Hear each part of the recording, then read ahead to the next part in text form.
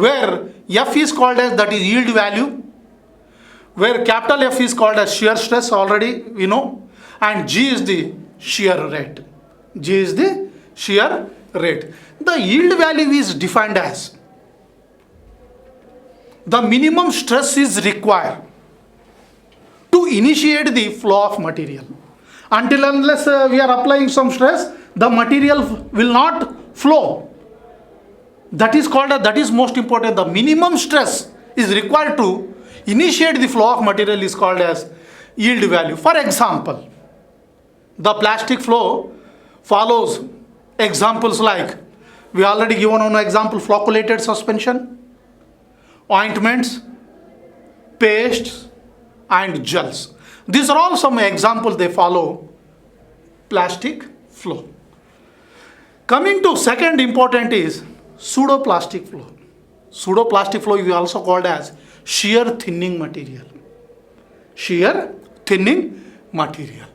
There are large number of pharmaceutical products including natural and synthetic material.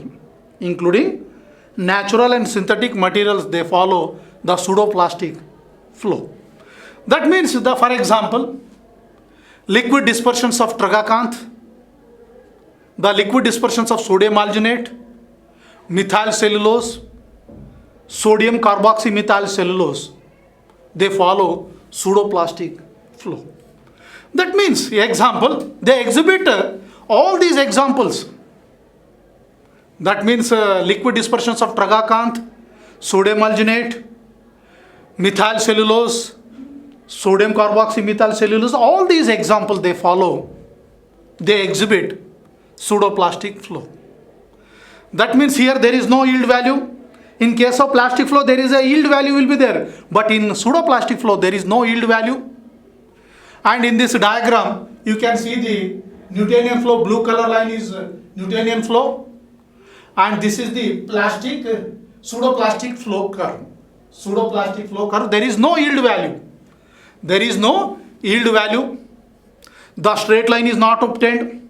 In both the cases, Newtonian and plastic flow, we got straight line. But in this case, we won't get, in pseudoplastic flow, no straight line. This is the curve is obtained. Pseudoplastic flow curve is obtained. That is passing through the origin. Passing through the origin. And whatever the curve we got, this curve, for this curve, you make a tangent. You make a tangent. Then from that tangent, you can calculate the slope from the tangent. We can calculate the slope from the tangent. The reciprocal of slope is called as pseudoplastic flow. The reciprocal of slope is called as pseudoplastic flow. Whatever the slope we got from the tangent, the reciprocal of slope we can call it as pseudoplastic flow. The viscosity of pseudoplastic substances decreases with increasing the rate of shear. Increasing the rate of shear. For example, in diagrammatically, when you've applied the stress, whatever the particles that are present, that is distributed. The solvent is distributed uniformly. That is the pseudoplastic flow. Coming to third one, dilatant flow. Dilatant flow is also called as shear thickening. Shear thickening material.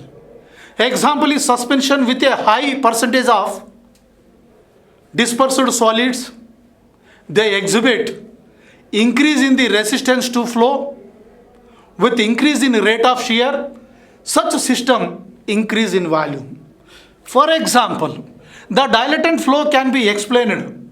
Okay, this is the first one and this is second one, and initially all the particles are closely packed particles. Here in the diagrammatically, all the particles are closely packed. There is a minimum wide volume will be there. The sufficient vehicle is there, and relatively low consistency. Suppose to this system you apply increasing the shear stress. You increase the shear stress, then immediately what happens? whatever the open packed particles, that is particles are dilated. The particles are dilated and there is a increase in the wide volume and the consistency become, relative consistency become high. Initially it is a like this closely packed, all the particles are closely packed. When if you are increasing the shear stress on this, immediately the particles are dilated and wide volume will be increased and relative consistency is increased. That is, and here dilatant flow or shear thickening, here also the curve is obtained, the curve is passing through the origin. Same thing, to this curve you make a tangent. From that tangent you can calculate the slope. The reciprocal of slope is called as dilatant flow. The reciprocal of slope is called as dilatant flow. The dilatant flow exhibited, example is suspensions containing a high concentration of solids, that is more than 50%, greater than 50% solids are present. Suspension of starch in water, kaolin 12% in water, and zinc oxide 30% in water. These are all examples. They exhibit dilatant flow. Then here the comparison of dilatant flow, Newtonian system, pseudoplastic flow, plastic flow. In single diagram we are comparing Newtonian as well as non-Newtonian flow. This is first one passing through the origin, Newtonian flow. Second one is plastic flow.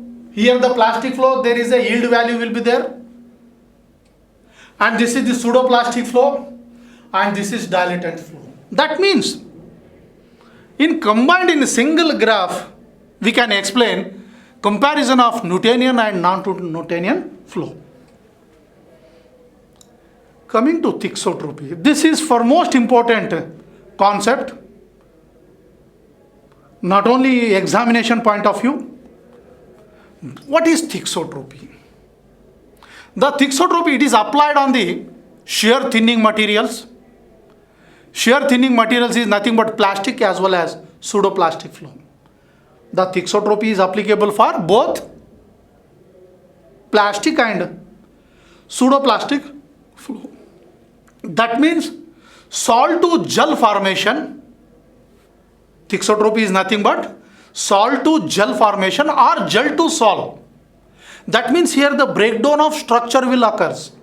The breakdown of structure will occur, that is salt to gel formation or gel to sol formation is called as thixotropy. For example, you consider suspension. Suspension containing a solids allowed to rest. You take a suspension and allowed to rest. Immediately what happens? After some time, it changes to solid like gel. Solid like gel after some time.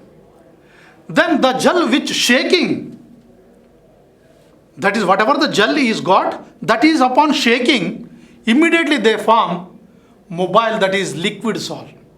That is gel is converted into sol, sol is converted into gel. Then sol is allowed to rest or stand to set. Again it is converted into gel. This concept is called as thixotropy. This property is known as thixotropy.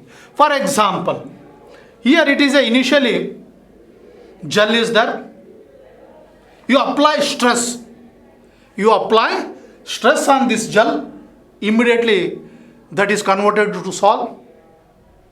After conversion of sol, upon standing for some time, again this sol is converted into gel.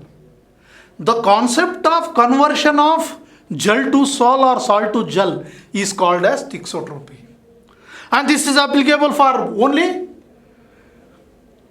shear thinning material, that is plastic flow and pseudoplastic flow. Plastic flow and pseudoplastic flow. And the thixotropy system is usually, they contains asymmetric particles through numerous point of constant. That means setting of a loose three-dimension network throughout the sample at a rest of the structure has some degree of rigidity on system. That means the system undergone for gel to solid transformation, which is affected not only rate of shear but also time which it is applied. That is for most important. The gel structure have to particle-particle link. There is a particle-particle link that is broken during the applying shear. And unlike plastic system, upon removal of stress, after applying stress, there is a pressure will be there. After removal of stress, the structure starts to reform fastly. Asymmetric particle come into contact with each other by undergoing Brownian movement. Undergone for Brownian movement. Example is bentonite gel. Bentonite gel, for example. Examples for thixotropic compounds: suspension, emulsion, and penicillin G intramuscular injection. Penicillin G intramuscular injection. These are the example, the thixotropic compounds. Then measurement of thixotropy. How we are going to measure the thixotropy? That means while your measurement of thixotropy, the hysteresis loop formed. The loop means the hysteresis loops are formed while up curve as well as down curve. While you are up curve as well as down curve, the measurement of that, whatever the area of hysteresis loop is there, depending upon the area of hysteresis loop, we are going to calculate the thixotropy. There are Bingham plastic, two approaches are used to estimate the degree of thixotropy. There are two methods are there, two approaches are there for the determination of thixotropy. That is approach 1. For the approach 1, structural breakdown with time at a constant shear rate.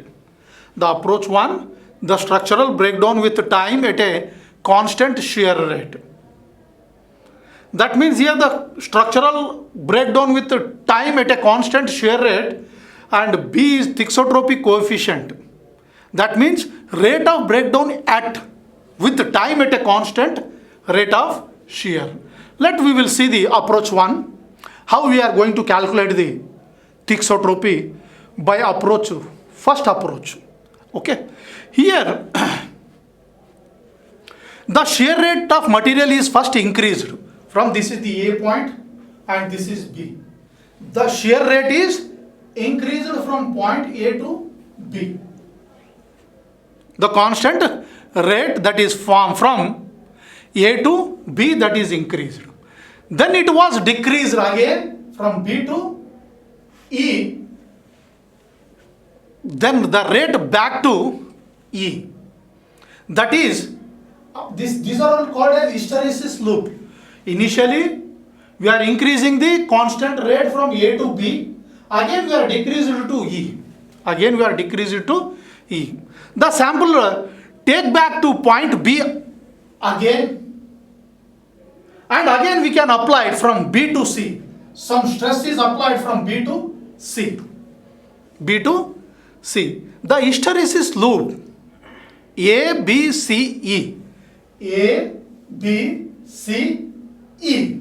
This is hysteresis loop of a sample.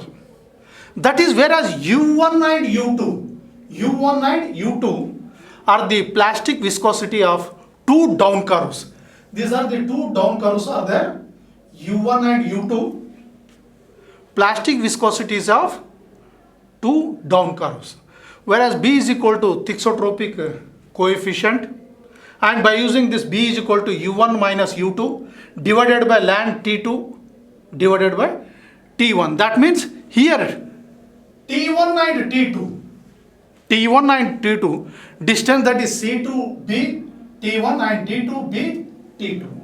That is T1 and T2 after shearing constant rate and AB is the hysteresis loop. By using this formula, you can calculate the thixotropy of material. And second approach, the structural breakdown due to increase in shear rate. Increase in shear rate. That means determine the structural breakdown due to increasing the shear rate. Two hysteresis loops are obtained having different maximum shear rate. And there is a M is equal to loss in shear stress per unit increased in shear rate. That is U1 minus U2 divided by line V2 by V1. That means here, these are the hysteresis loops are there, and this is U1 and U2, and this is V1 and V2. Where U1 and U2, the plastic viscosity, and whereas V1 and V2 is called as shearing rate. Shearing rate. That means increase the rate of shear. Go on increasing up to value that is V1. Up to increase the value V1, we can collect the data. Again you increase the shear rate up to V2. Again we can collect the data. Whatever the data collection, then you put into this equation, then we are going to get a thixotropy. We can measure the thixotropy by this second approach also. And what is the use? What are the applications? The thixotropy in formulation. Here, for most important, the desired properly, particularly in case of emulsions, in case of suspensions, in case of creams, the thixotropy is playing an important role. The thixotropy concept is playing an important role in case of emulsion, suspension and creams. The greater the thixotropy, for example, some formulation is having thixotropy is more, greater, that may leads to higher the physical stability. Suppose after determination of thixotropy, the value of thixotropy is greater or more, that is understood that the particular formulation is having higher physical stability. That means to know the stability, physical stability of formulation, the measurement of thixotropy is playing an important role. If the value of thixotropy is increased or greater, that is understood that higher the physical stability. The during storage of suspension should have high consistency. That is gel. High consistency means gel in the container, so that suspended particles do not settle rapidly. Suppose the suspensions containing while you were storage of suspension in a container having high consistency, that is gel-like structure, whatever the particles that are present in the suspension, they do not settle rapidly. Upon shaking, it will become solid. Initially, if you leave for some time, gel-like structure will be there. Upon shaking the bottle, that become fluid or sol, you can say fluid or sol. The principle of thixotropy are useful in dispensing and administration of dose. The principle of thixotropy is playing an important role for dispensing and administration of dosage form. At rest, the suspension remains its original consistency, that is initially gel, then again converted into sol, and again converted into gel. The gel sol gel transformation, that is improve the physical stability, thereby improve the physical stability. Next is the concentration of parenteral suspensions containing a 40 to 70%. Suppose you comes for example for parenteral suspensions. Parenterals means injections. Around 40 to 70% weight by volume of procaine, penicillin G in water were found to have high. That inherent thixotropy when shear thinning breakdown of structure occurs when the suspension was passed through the hypodermic needle while you are giving injection. while you are passing through the hypodermic needles, they inject at this particular site, at a particular spot. This leads to formation of a depot, drug at the site. For example, we are giving some injection at the site. Immediately they form depot. After formation of depot, from that depot, whatever the drug depot is formed in the muscles, later on, the drug is distributed slowly, distributed throughout the body, from the site, from the muscles. That is the thixotropy used in formulation. And bulges and spores are there. What is bulges? Here the bulges means the study of different thixotropy material may provide number of complex rheograms. That means in case of concentrated aqueous magma, that is gel of a bentonite containing a 10 to 15% W by W, 10 to 15% weight by weight, they produce a hysteresis loop with characteristic of